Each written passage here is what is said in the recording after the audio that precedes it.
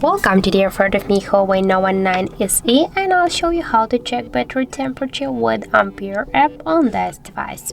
So first you should go into the app gallery here, and then we should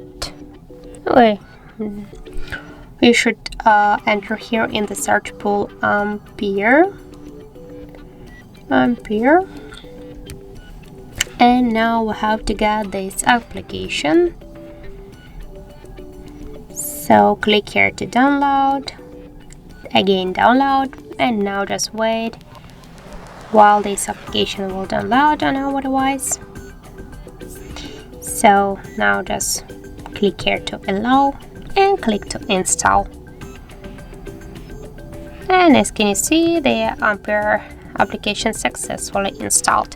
Now just open the app here, click yes I agree, click close, tap to OK. Again OK on the left down corner, and as can you see here, we got the info about the temperature of our device battery.